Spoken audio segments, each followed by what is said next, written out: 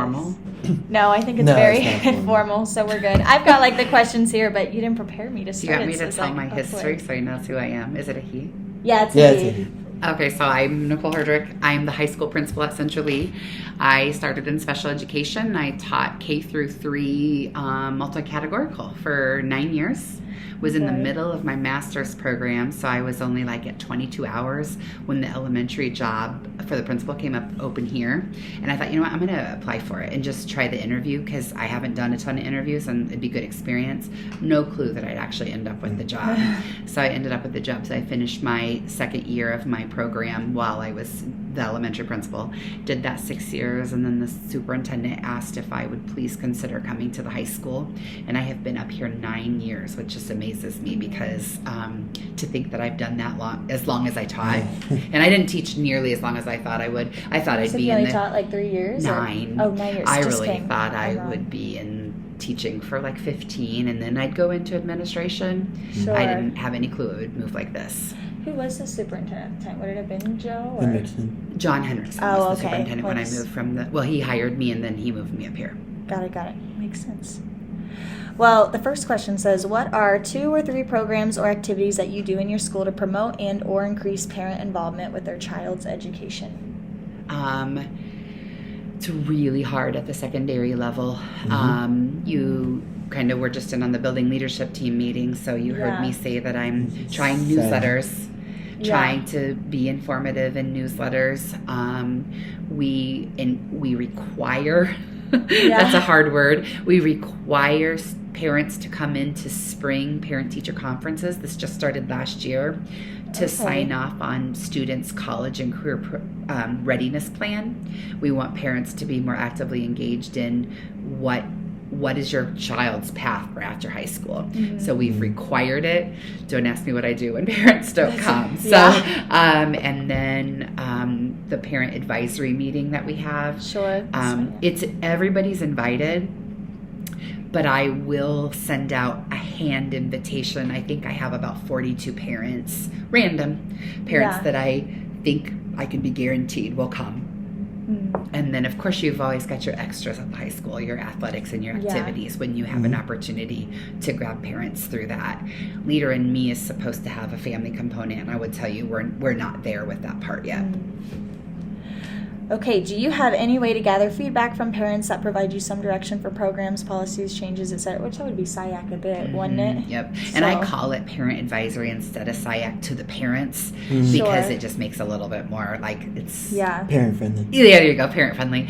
And then that MRA I was just talking about, that measurable results assessment that goes with Leader in Me, I'm excited about that. I like how it's written. And then the conditions of learning survey, it actually is sent out to parents too, but I don't think we have very many take it. Sure. But they have the opportunity to take it. So then that would probably be, the next one is like, do you have any role, or do parents have any role in decision making in your school? So would that mainly be kind of what you probably just talked about? I think some of them could be a little redundant, but. Well, yeah, but I would also say too, I've gotten better the older I've gotten. Maybe learned the position a little bit better. You know, I used to be like, I know best, right? Yeah. And I learned quickly that I don't know best, and that I will tell you, every parent who comes in to talk to me, I remember that they have that's their perspective, and their perspective is their reality. So that's come from somewhere. So I better at least consider it. So even individual conversations with parents really are feedback sessions, because you know, I'm having trouble with a high school boy who's being really insubordinate and rude and disrespectful, and he's cussing. That parent comes in, listens to me, but also has some things. It'd be easy for me to say, I'm not listening because your son is being completely inappropriate to authority. It doesn't do me any good to do that. I need to listen to what they say, and I need to consider it. Just like the conversation we had about brain breaks and cell phones.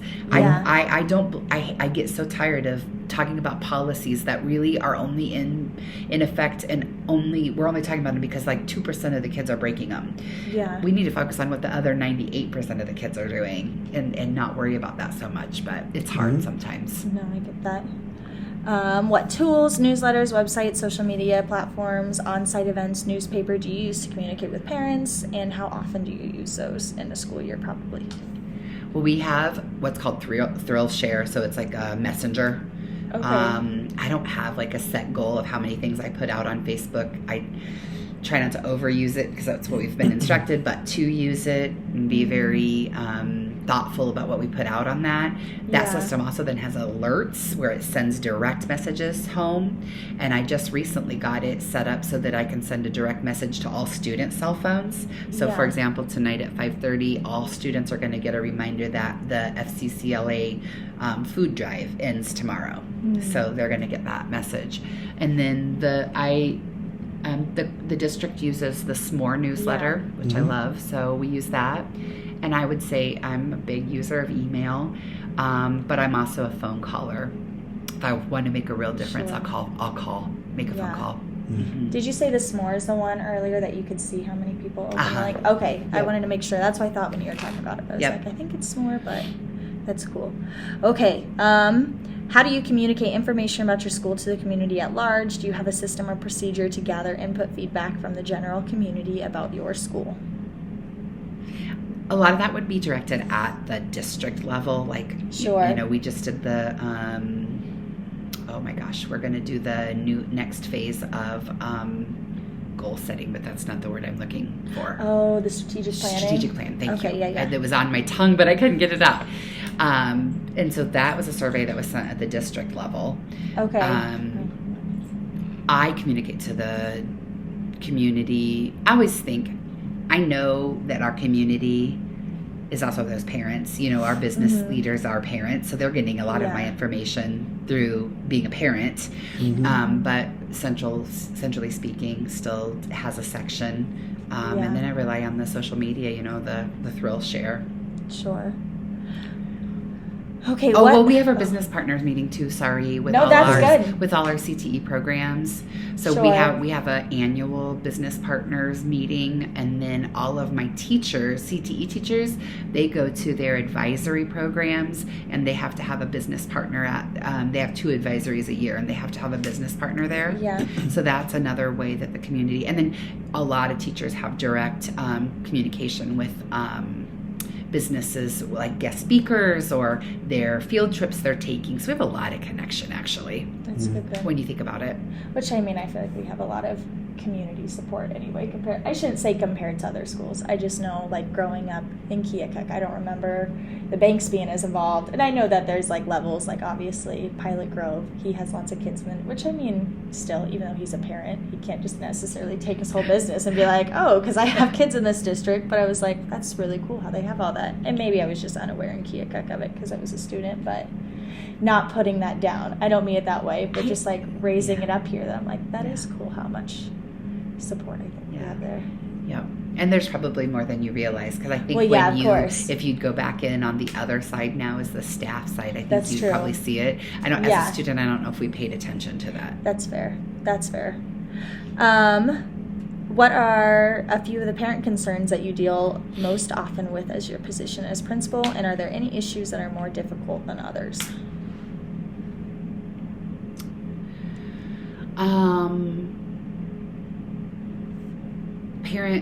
The parent issues, or the parents, when I have to talk to parents, it's a lot of times over behavior. Yeah.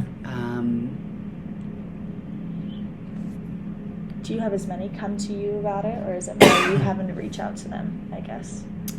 I don't know. Well, because I wonder if there's, like, I know at elementary, I think that you have a lot more parents that are involved on that end where they are going to reach out to their children's teacher. There's that, and I don't know if there's, like, almost a giving more responsibility to the student as they get older where they're not going to. I would almost say 3 to 1. Like, it's me contacting them 3 times to their 1 time contacting me. Another issue, maybe, I haven't really had this recently, knock on wood, but, concerns with teachers. Yeah. Their child's not being treated fairly, or their grade's not accurate, or, there's sometimes even what standards are being covered, but I actually haven't had a ton of that lately. Sure. Parent concerns, it's usually behavior, it's usually, And even when they know their child has made behavior wrongs, 9 out of 10 times they also find something we've done wrong. Yeah. Or feel like we've added to the problem with. Yeah. I don't mind having a hard conversation with parents anymore. You get really used to it. I believe Tyler's heard me say this a million times. Like, I believe in honesty. Like, I'm just open, and I try to listen. I am a talker, and sometimes I feel like I probably overtalk them just a little bit. But it's part of, I blame it on this position. You just become a decision maker and a problem solver, so you don't give people time much to, you end up answering quicker than you should probably. Yeah.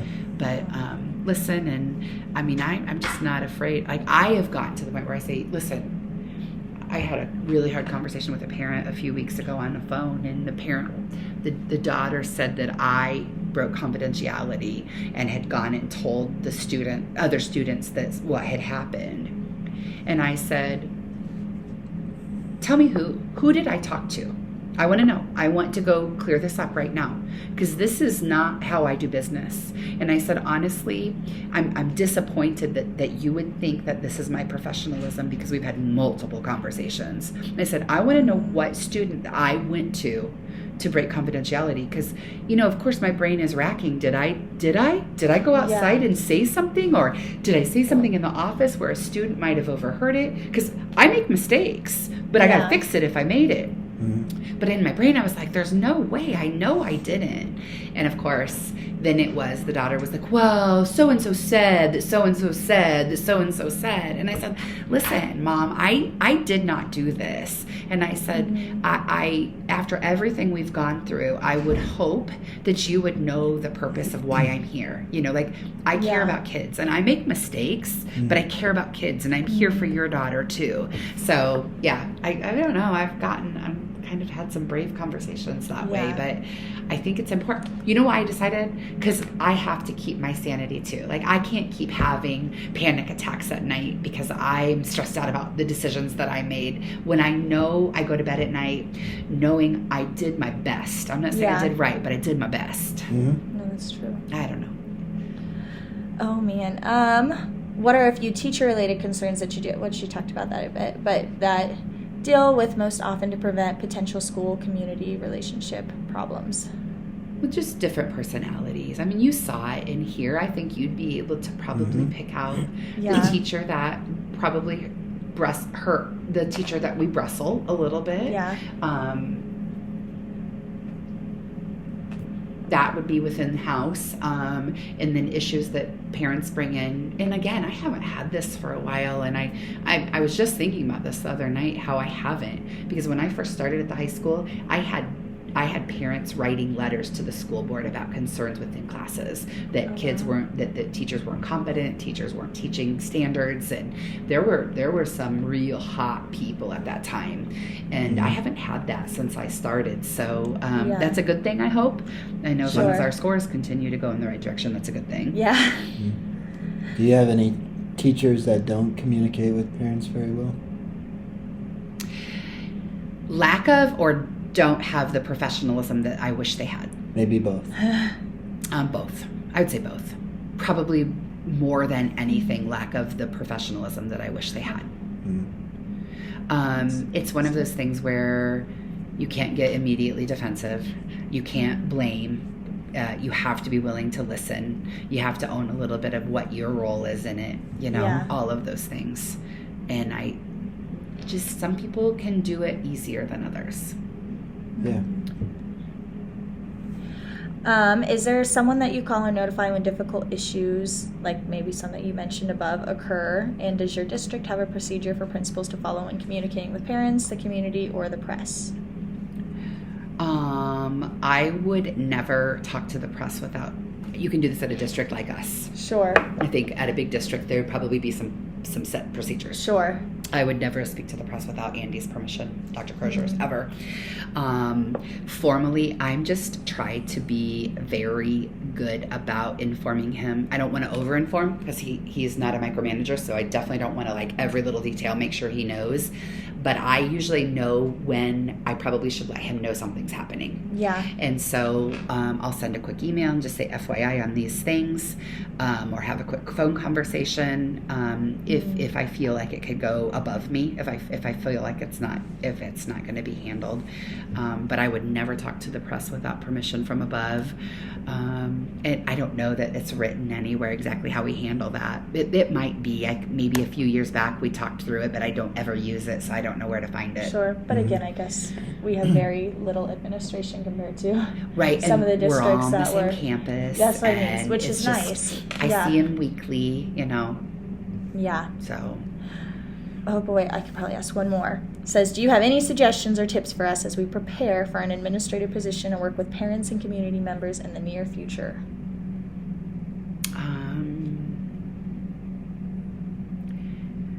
Just probably what I said earlier, like just being honest and transparent. You don't have anything to hide. And you know what? We make mistakes. We're human. We make mistakes. As long as it's not purposefully hurtful. Yeah. But no matter what, don't hide it. Don't. I've learned from watching other principals not here. But when a mistake was made or this principal was confronted about something, it was covered up.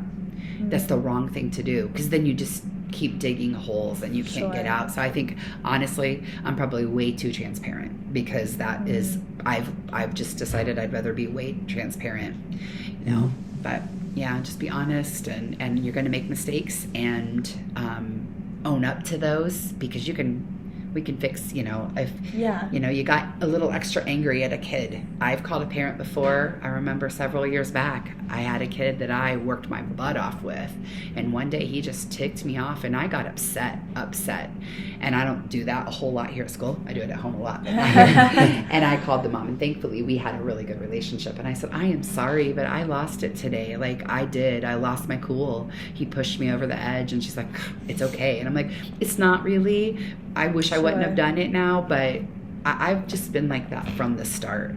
I don't remember exactly what it looked like over there, but I remember by the time I got up here, I had learned I was just going to handle things that way. Yeah. I don't know. And then the other thing, of course, you guys, and you know this about me, and I do believe I believe teachers have to teach with their strengths, and I don't want to micromanage them. And as leaders, you have to use your strengths. And I'm not a dictator and a black and white person. That's not in me. And I'm not saying it's the wrong way to be. I'm just saying that is not how I do business. And I have been more successful because I can use my strengths, and my strengths are people. I'm a people person, and I love education, and I leverage that to make decisions and to move people versus finger on them. You got to do this. I'm the boss. Because that's just not my way. It's just not my style. And I'm not saying it's not somebody's style. I don't know that that's going to be either of you two.